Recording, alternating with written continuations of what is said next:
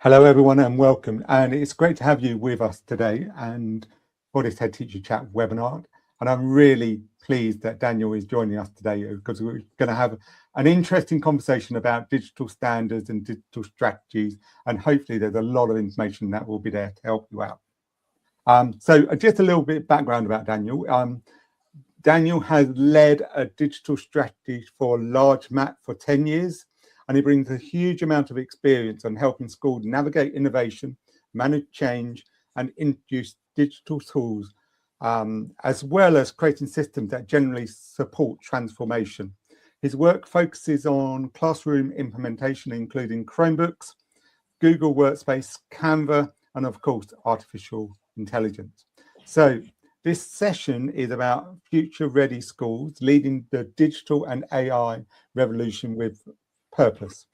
And I'm really looking forward to this conversation. So, Daniel, have I missed anything out on the introduction? Is there anything? Oh, it was a very comprehensive. I appreciated that. Yeah, it's just living up to it now is the challenge.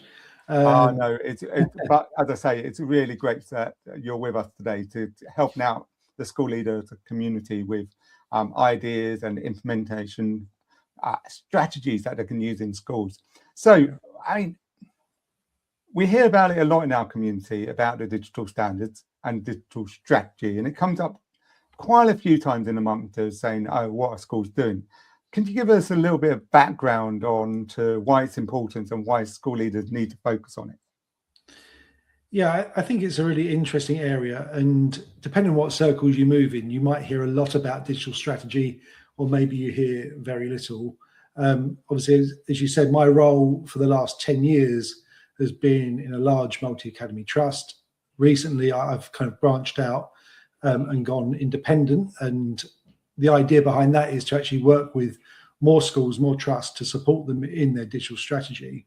And the reason behind that is because I really believe that having a comprehensive digital strategy is going to transform an organization. And when we're thinking about education, it's really about the impact, the real positive impact that this can have on both staff, students, and the importance of doing that well, because I think if you've been around, you've talked to a lot of people, you've probably heard some horror stories. If you look at certain headlines, which are often quite clickbaity, there can be some really doomsday scenarios. But I think the reality is when you do this well, it has really significant impact. And so we're thinking about the issues that education is facing around staff retention, staff workload. When we're thinking about doing the best for our students, which is what we want to do, I really believe that having a great digital strategy is a really important way of achieving those goals and supporting staff and students.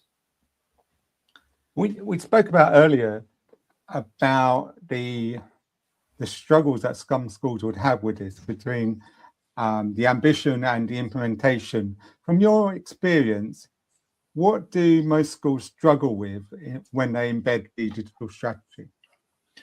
I think there are a range of issues. I think one you can start with is just not knowing where to start. I think, and increasingly it's getting harder and harder because, again, I started 10 years ago in this area, and it was, I wouldn't say it was simple, but compared to how it is today, it's simple. There were fewer tools, there was fewer things you had to be aware of. There was no such thing that we had to deal with, such as artificial intelligence. And I think it's getting harder and harder. So people might be overwhelmed by that and not know where to start. Finances are a constant problem in education.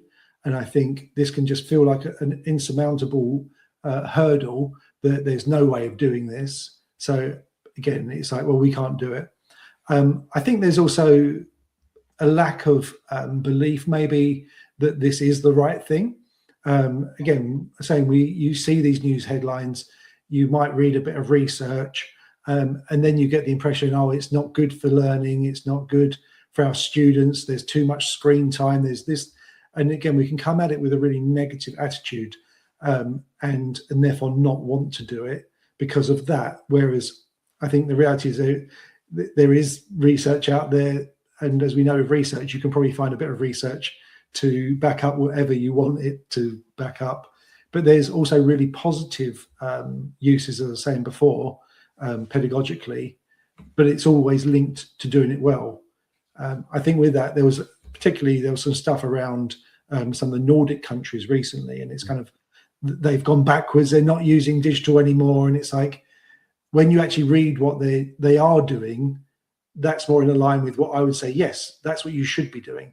So I don't know quite what they were doing before, because when we're thinking about this digital strategy, we're not thinking about students just sitting there on a device all day. They're just glued to it. They don't interact. They don't do other things. They don't use paper and pen. They don't use other tools. And that's not good for anyone. That's not good for you or I in our work. You know, we need variation. And so a good digital strategy is really about finding the right balance, the right tools, integrating it well with your pedagogy. And I think when we do that, we're going to overcome a lot of these hurdles that we might face.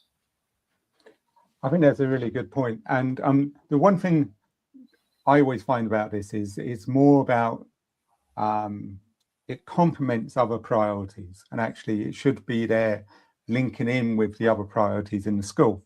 And sometimes it's seen as competing, and actually what we mustn't do is actually have it competing with other things. Actually, it work with the whole ecosystem of the schools. And in some ways, it's sort of like, then it's, how do you prioritize the digital strategies with everything else that's going on? We've got curriculum change, we've got Ofsted, we've got the new white paper with all these SEND changes and all the recruitment and retention things that they are doing. Yeah, I think the journey I've been on has kind of traveled that roller coaster, really, because I think particularly at the outset, you felt like you were trying to convince people that this was a good idea. And then lockdown happened, and then people were like, "Oh, that thing you were talking about, can you remind me again?" And they were more attentive to it. And a lot of people obviously continued this after lockdown, but some didn't. So I think what I found, the best solutions was, there are sometimes you have to have a distinct strategy. You have to have a distinct training session. But wherever possible, you integrate this with what you're doing. So, because I always found if you had digital training, that was the thing that got pushed. Because when you're competing with safeguarding, when you're completing, we're in the Ofsted window, all of those things, digital just doesn't seem as important. But ultimately, it can be so important. I remember one time a school said to me, "Oh, we're not focusing on digital because we're focusing on teaching and learning." And it's like, you can't separate the two. It's like saying we're not focusing on student well-being because we're focusing on teaching and learning. And because if they're not cared for, they're not going to learn well. And it's actually having the right tools is going to promote teaching and learning, the right resources, access to information. And again, there are so many wonderful tools that can really accelerate learning now as well that we can use. And so I think it's that integration. So again, when you're doing training, so don't say, we're doing Google Forms training, for example. Say, well, we're doing training on assessment for learning, and part of that component is going to be digital. And you don't have to say that, it just is. I think also that will help where you've got some teachers, particularly who are not digitally inclined. When they hear that there's digital training, they're going to switch off. They don't like that. But if you can show them the pedagogical reason, you can show them the impact that this has, then they're going to be more willing to engage with the digital tool behind that as well. So I think it's having that integrated approach. And even when we're talking about things like inclusion and attendance, digital isn't separate to that. It's all part of that. And so whatever we're doing, I think the question then is, what's the digital kind of support for this? What's the digital impact of this? And having that always as part of it. I know in schools, one of the things we say is like every teacher is a SEND teacher. Yeah. And I think in that sense, it's including it in the same way that in every lesson you expect to see certain things around SEND, but it's also saying, well, every lesson I expect to see something around digital in the same way you might say literacy, in the same way vocabulary. It's just building it into that thread right across everything you're doing. Yeah, that makes a lot of sense. And actually, a lot of leaders will resonate with that, what you're saying about it. And actually, that's what they aim for.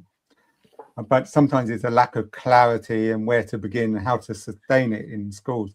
So let's change it to, what about schools that are doing the digital strategy well? What does it look like in practice?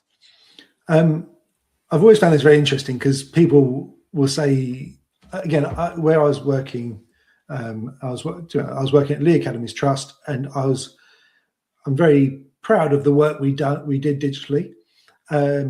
And so people would come and ask us, oh, what would we see? And the reality is it's really seamless. And I think this is what you're aiming for.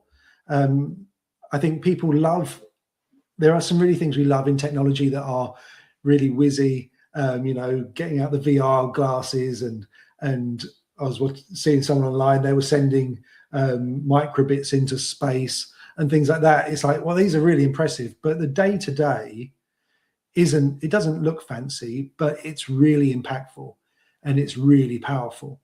And so the sort of thing that you would see in one of my schools is you go in, students would have their devices ready for learning. It doesn't mean they're always being used, but they're ready to be learning, because I think this is one of the problems you can have in a strategy. It's like, okay, I want to do this thing digital. Let me go and book the trolley. Oh, it's not ready. Are the devices charged? Do the students have the skills? And if we've got that approach, and again, I appreciate it may be, you might say it's a privileged position, but I think it's a position we can all get to if we want to, that we can have it where students have devices.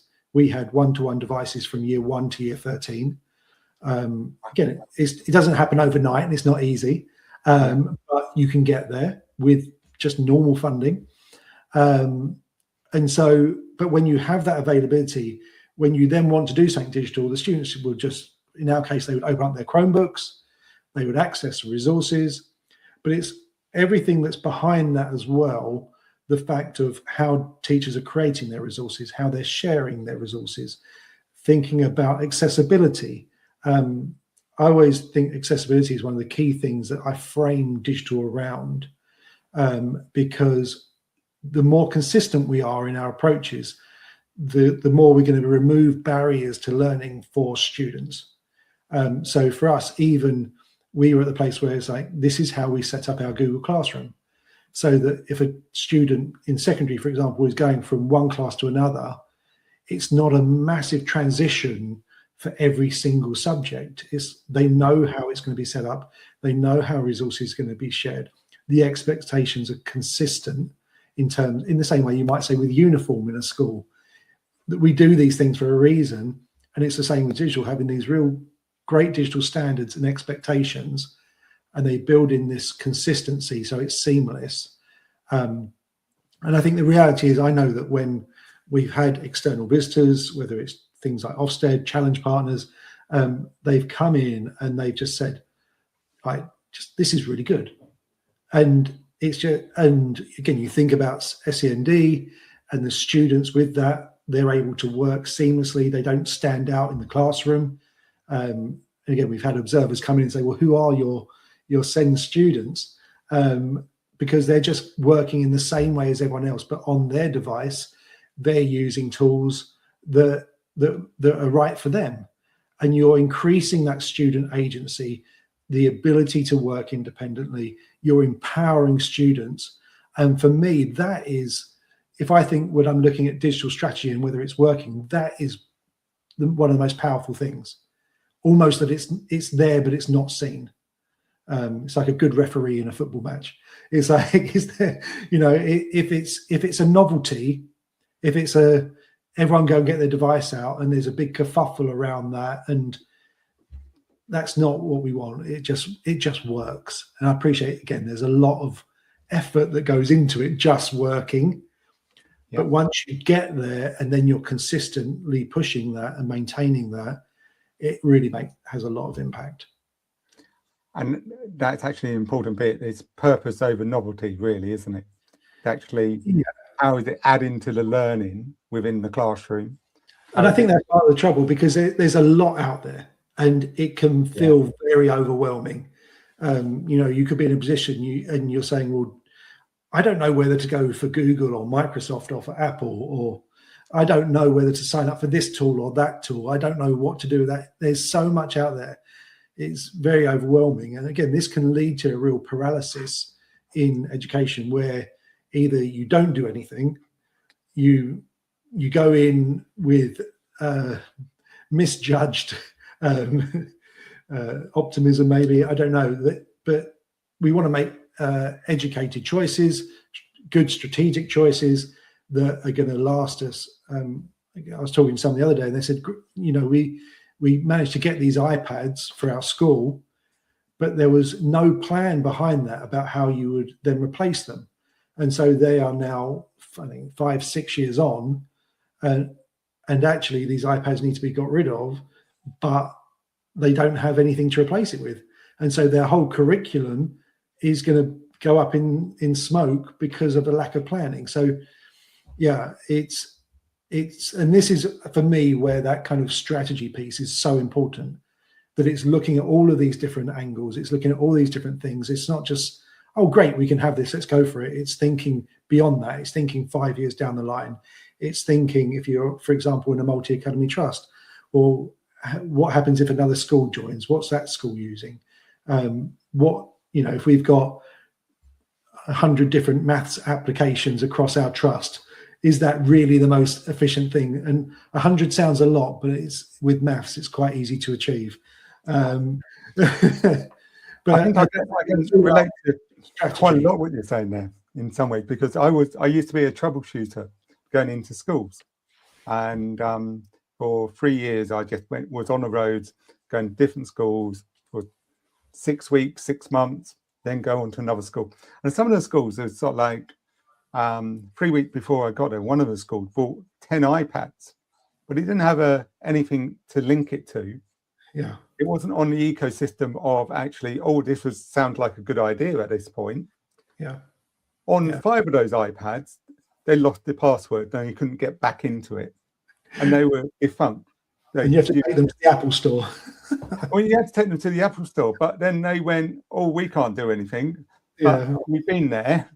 And so that left, it's just, there was no planning. It's basically what it is. It's about the plan and how you support things. And it's right about the apps and things like that you're talking about, the 100 maths app. You take one for this bit and then you do one for another bit. Actually, it's looking at all those systems and making sure it's working properly and purposeful. Yeah, and I think this is a challenge. This is a challenge that the schools have, because to do all this well is difficult. They didn't get those 10 iPads because they were just being callous. They wanted to have impact. They wanted to, but not realizing, the license you need, the management you need, the case you need, where are you going to store them, how are you going to charge them, who manages the updates, all of these kind of things, who does the training. And it's realizing this big picture. And I think what I see in schools, again, part of the problem is that they don't have the capacity to deal with this, because again, people are being stretched left, right, and center. The amount of people I meet, and they might be the computing leader, but they've got so many different hats, and you're expected to stay on top of all these other things. And this is where, again, for me, where it should work very well in multi-academy trusts, where trusts can actually invest centrally to bring that specialism. And it might be that's someone employed, it might be a consultant, it might be different people. But I think the thing I realize is people are still not doing this. And that's the risk, that when we're not doing it, we can really miss out on really positive impact. We can waste a lot of money by doing it wrong. And you can say, well, we can't afford this, but sometimes the argument is, well, you can't afford not to as well.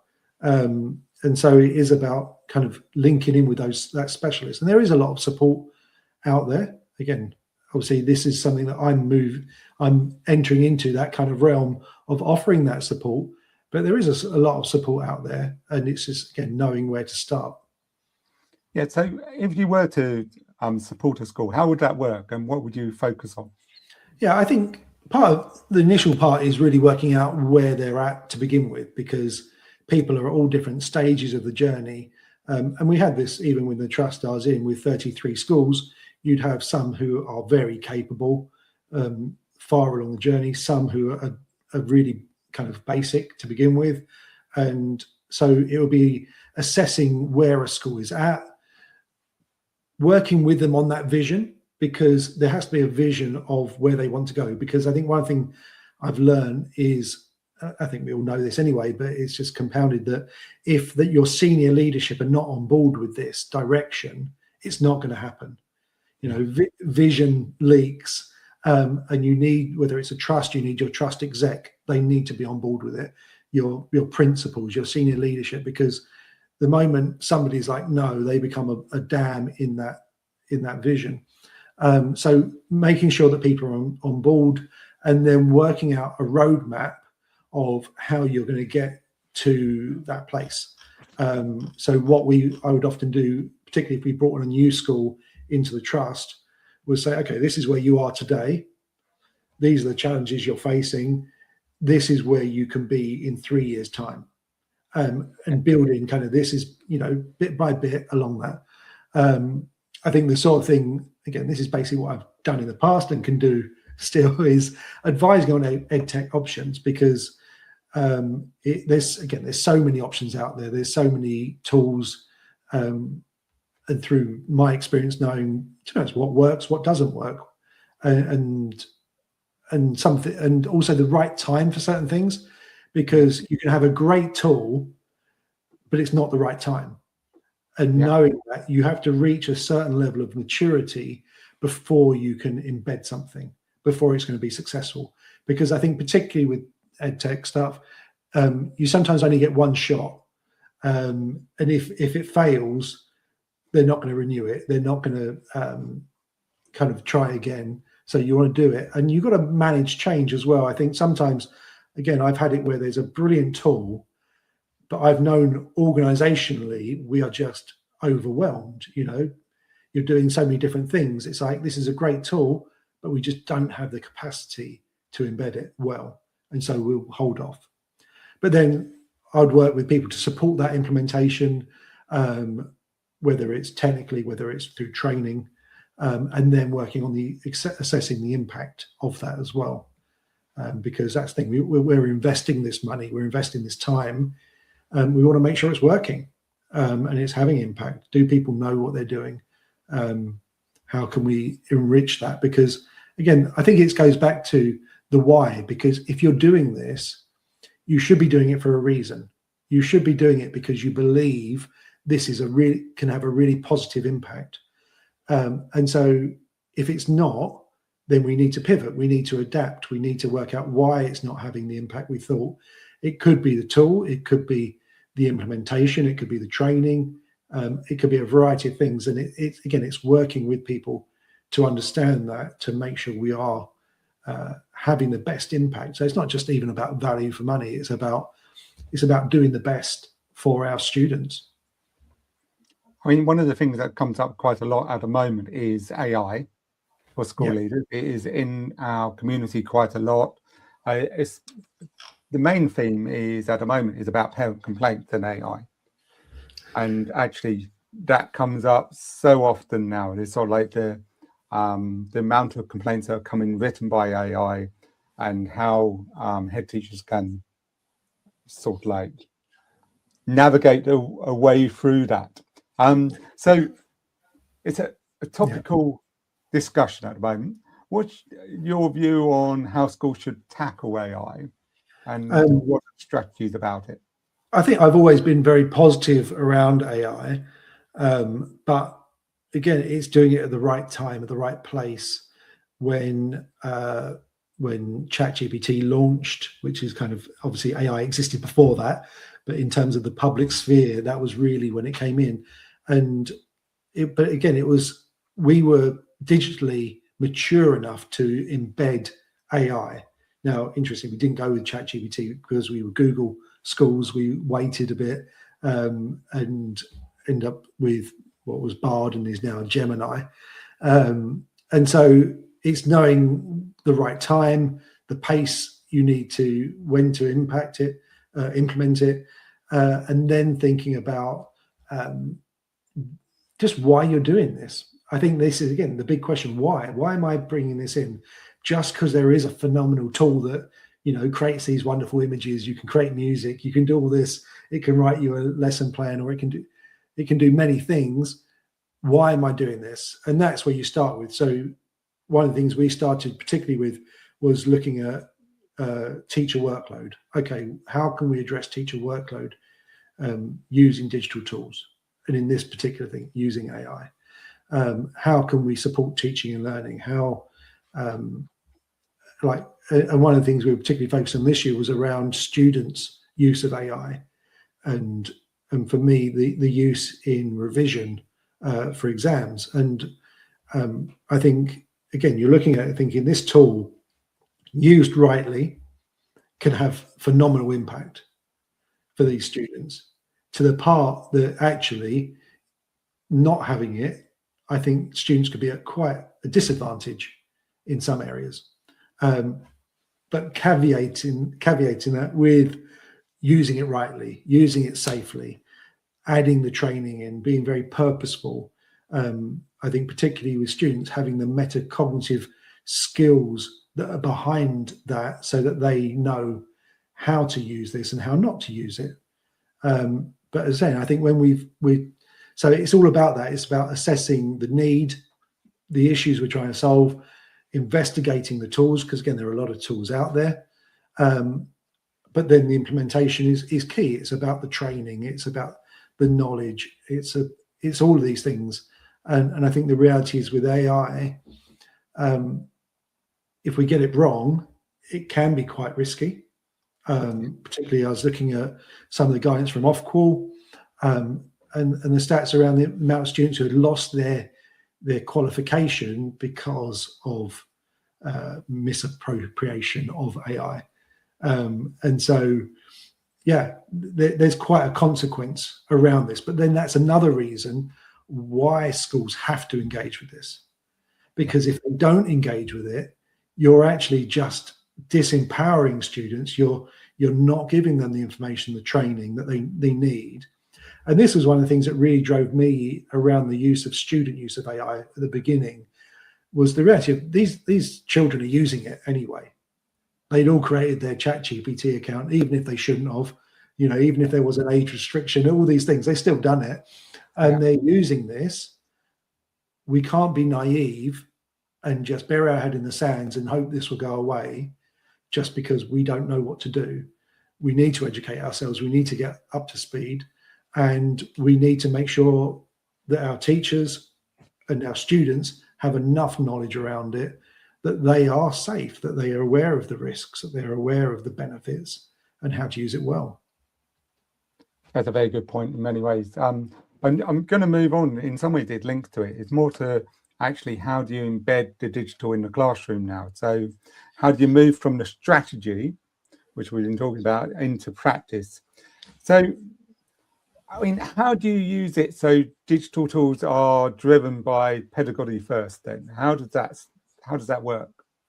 Well, I think you obviously need to be pedagogically aware first. And I think, again, this comes back, these are how many things are not about digital whatsoever. It's about your school and about your culture, and it's about what you're trying to achieve. What are your beliefs? What are your ethics around education? And this will then drive how you use digital tools. And so it's having a level of clarity around that to begin with. And then looking at the educational challenges that you have.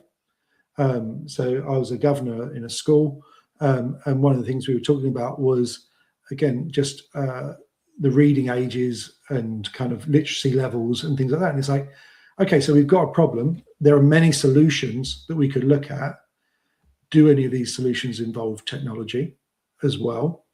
And I think this is where there are some interesting frameworks. There's a TPAC framework, there's a SAMIR framework that help us look at how we're doing this, because we're bringing our our pedagogical knowledge, our kind of content knowledge out, and then we need our technical knowledge to all come together to have this utopian part. But you need all three, so it's bringing that together. But as I was saying, it's starting with that pedagogical problem and then saying, okay, what's the tool, rather than starting with the tool and saying, how can I use this in my classroom? I think the key then is about, as I was saying earlier, about training, so that we're saying embedding it into digital into training, but pedagogical training rather than just having digital training. Sometimes you do need just digital training. If you're starting with how to use your email or your cloud storage and things like that, you don't have to be overly pedagogical about it. But it's embedding it in that part. But I think it's also then thinking about, and this is where the SAMIR model is interesting. It stands for substitution, augmentation, modification, and redefinition. And if we're just taking, if we're writing and then we're just typing, we're not changing the world particularly. But what are the things that we can do with technology in education that we wouldn't be able to do otherwise? And so there are certain opportunities that you would never even think about. And I think that's where we almost have to reimagine education, because I think we're very good at taking what we've always done and digitizing it. Yeah. But what we're not very good at is going back to the starting board and saying, this is what can I do? What are the possibilities? What would I dream about doing? And then how can technology enable me to do that? And I think one of the really interesting things now is with AI, we've got that support to do that. I think one of the great things, like if we're using AI, is that we can just go into one of our tools and just say, this is what I'd love to do. How can I do it? And getting that inspiration, getting those ideas. And I think that's where we want to be, to actually be quite aspirational about what we can achieve as well. And we were talking about this a little bit earlier on about creating resources for teachers to use in the classroom. I was talking about it from a senior management type view, or actually how there are systems out there that will ease off your workload and really help you out on what you're doing. And I mean, I like the transcription to meetings, so I can, as a head teacher, I could see myself using that and then following up with the correct things. And you were saying about now you can create PowerPoints or slide decks quite quickly and easily, and they can be adapted, and it could save so much time for school leaders and teachers. Yeah, I think this is where again, one of the things I think we struggle with is thinking time. We're just on the go so much that when we don't take an opportunity to step back and reflect and think, how could I do something different? And I've had that so many times where I've had training and it's like, this training is going to save you X amount of time, but the person says they're too busy to come on the training. So there's an irony there. I think one of the things we have to do is look at, where are the opportunities? What am I doing that I'm just doing again and again? Where's my repetition? And one of the key things we can now do, and again, tools will vary. Some tools are a lot more mature than others. Some AI tools aren't quite there yet, but within a month they might be. But think about anything that you're doing that is repetitive or is taking some kind of length of time, and think about, therefore, how can I automate this? And then, but even if you don't know how to automate it, one of the key things you can do is put it in AI and say, how do I automate this task? Yeah. And again, the tools might not yet be there, or the tools you have available to you might not be there. There are tools that can do it, but they might be too risky.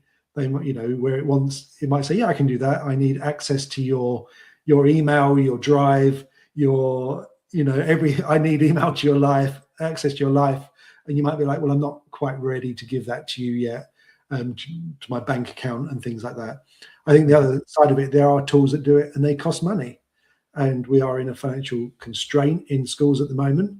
And so there's a lot you can do with free tools, and a lot of these tools are being made more readily available for free as well, which is great because it's reducing that digital divide.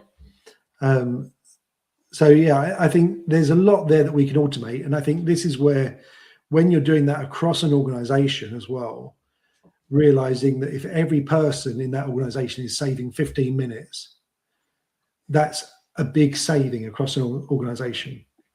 And you then times that by 5 or 10 automations that you might bring in, and that, again, that's a really big saving that we have.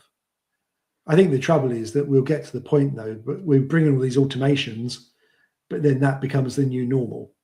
Yeah. And we'll just replace that, our busyness, with something else. So we do have to have a bit of a mind shift, think about how we're working still. Yeah. So, I mean, that's so true. And actually, I think I've spoken about it a few times, and I think you do the same, is about that human element has to be with that automation as well. So you've got to check what's going on. Yes. It has to be there, doesn't it? Yeah, I did this myself. I was creating some resources, and my AI bot was being very helpful. And because I asked it about a problem, it said, "Oh, you can do this." And it said, "Would you like me to create this?" I said, "Yes." And at the end of that, "Would you like me to create that?" I was like, well, "Okay then." And I just kept on going. It ended up with like 10 different resources. Then when I went back in and looked at them, I was like, yeah, these aren't quite as good as I needed them to be. These aren't quite right.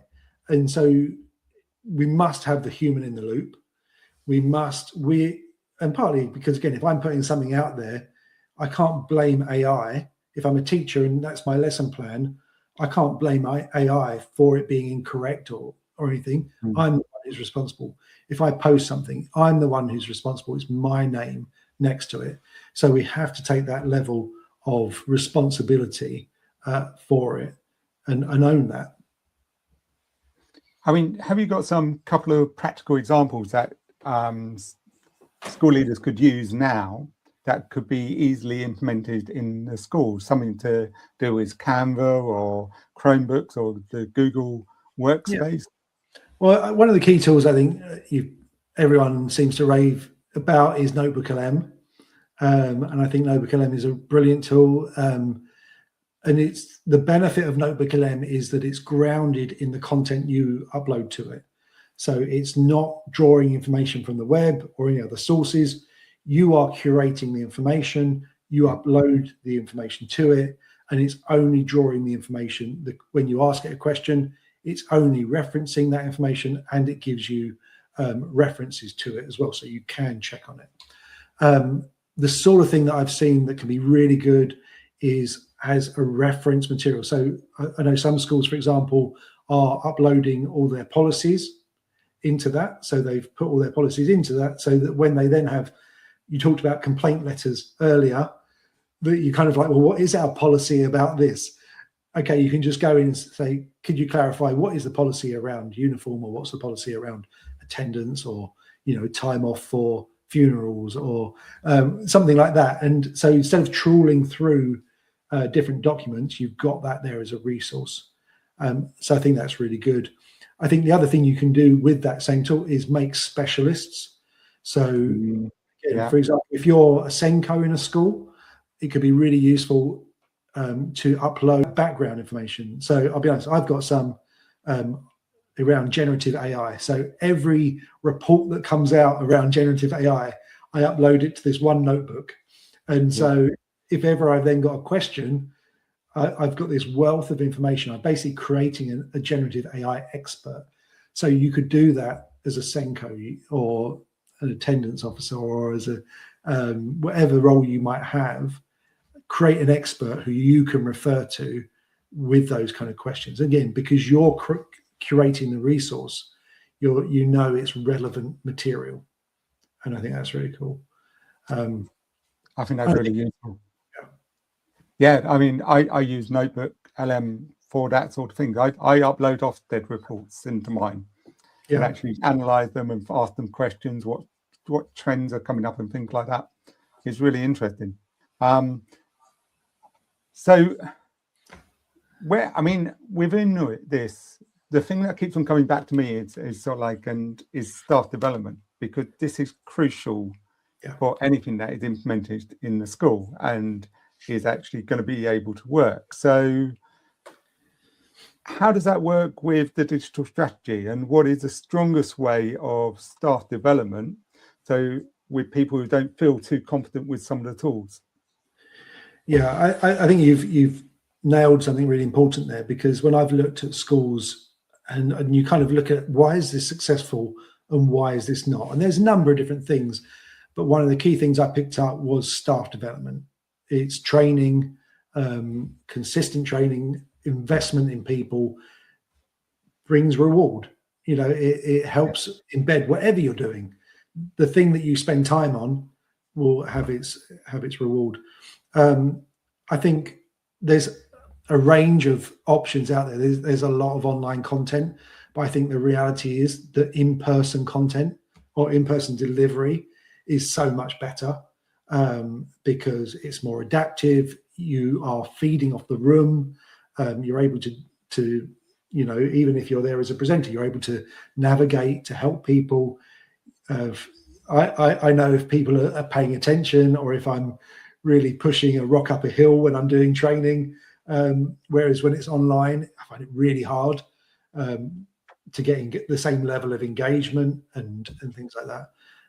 So I think it's doing that, but I think it's also about having digital clearly embedded, as I was saying earlier. But I think in our PD program, knowing where it fits, not just trying to bolt it on as an afterthought. I think it's about, often I say little and often, I think is really helpful.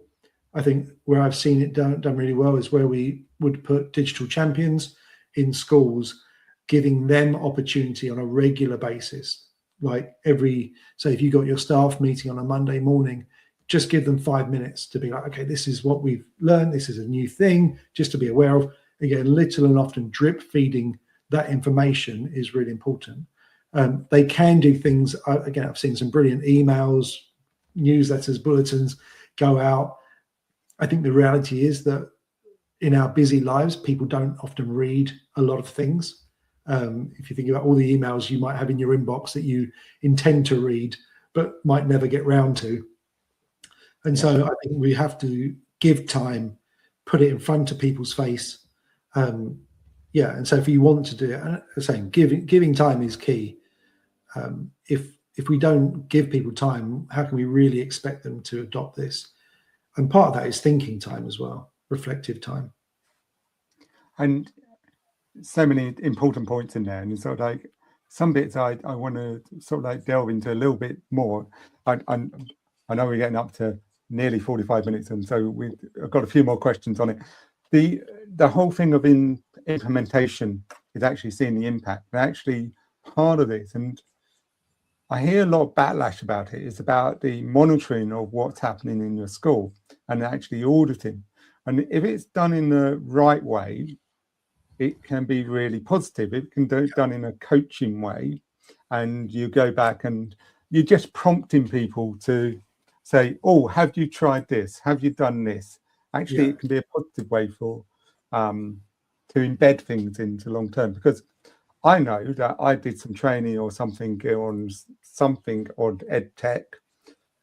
2 months down the line, if I haven't prompted people to keep on using it and try it every day, they might just put it in the back of the cupboard and forget about it. But it's actually trying to build up that consistency of using it. Yeah. And I think that's what I was saying about even just that 5-minute session in staff time. Maybe you can get to 10 minutes, but sharing something, giving people a challenge, but then following it up.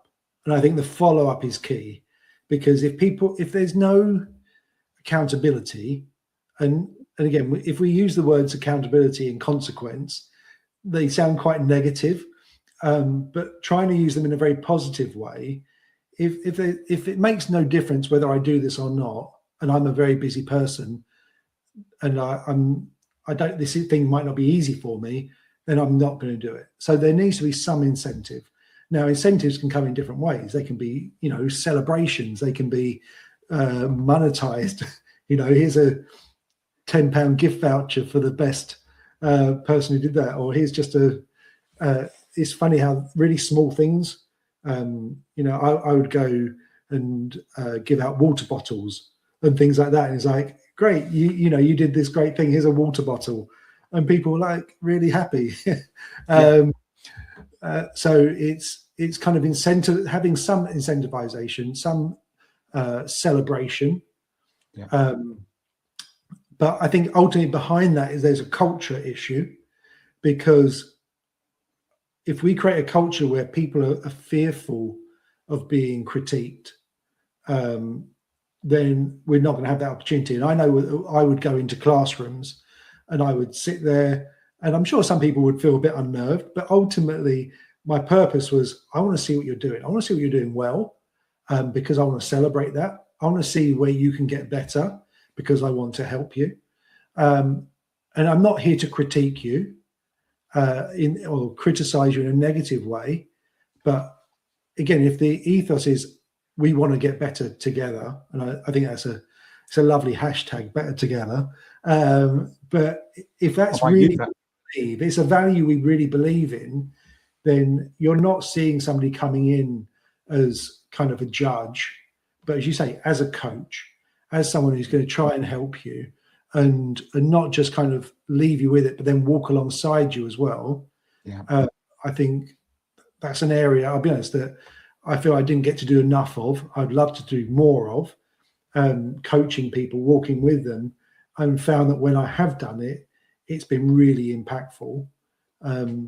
Because again, if I come into your organization, who am I? You don't know who I am. And whereas if I'm there more regularly and I'm working with individuals, you build relationship, and it's through relationship that you build trust, and you understand where people are coming from and all of those things. So I think that's really important. I agree with all those things. It's walking alongside the person to helping them and letting them grow and giving them the skills and the knowledge and the understanding how to do that. And the final part, and I'm really having to whiz through this now because I'm sort of like, it's about future readiness for schools. And what do schools need to really do to be future ready? And what sort of non-negotiables should be put in place to support that? Yeah, I think this is, again, part of the challenge that we have is that we are in an education system that has particular requirements of our schools. But the reality is we live in a world that has different requirements, and when we're trying to fulfill the requirements of a curriculum, and then we're aware of these other needs that our students have, it's the curriculum that will win out, because that's the thing that we're judged on. I think this is why I think when we're thinking about digital skills, obviously you might have a computing curriculum, but there's many things that we need to teach that are beyond that. And so there are things that you're teaching a geography lesson or a maths lesson. It's not a computing lesson where you're learning to type. It doesn't have to be learning to type in a computing lesson. What I really believe schools need to do is have a digital skills pathway that they from year R through to 6 or from 7 to 13, because the question is, at what point do I want my student to be at? So when they leave in year 6, what are the skills that I want them to have developed? And consequently in year 11 or year 13, where do I want them to be, and how am I going to get there? So building that pathway in, because these are the skills they're going to need when they leave schools. And this isn't just for work. I think it's for life as well. So if we're thinking about AI, for example, the use of AI is not just about work. There's so many life skills, an enriching of life that can come through effective use of AI. So building those things in, and even then, again, we do it with digital citizenship around things like cybersecurity, knowing what a spam email is and all deep fakes and things like that, because it's recognizing that kind of citizenship part of our curriculum is really important. But there is a digital citizenship, there is digital literacy, AI literacy that we need to also build in. And it is a struggle because our curriculums are so full. You know, we're not sitting there saying, oh, we've got some extra space, what can we do with it? And that's, again, where I think the key to this is how we integrate it with things we're already doing. So don't necessarily try and find new space for it, but say, how can I add this on to something we're already doing? So, yeah, if we're talking about stories, we can, you know, I see this a lot where people are doing literature or writing stories, and they're using AI to create images and things like that. So it's building in those tools, or yeah, there's a lot of different things we can do, but I think that's the key thing: build it into what you're already doing in a busy curriculum. That is so true. So the final question I'm going to have for today: if you had to leave the school leaders with one message around AI and future readiness, what would it be? I think the key thing is that we need to start. I think that's the key thing. We can't wait for it to say. So we need to start, and you can start small, you can start slow, but you must start. I think increasingly now we can't be in a position where we just ignore this.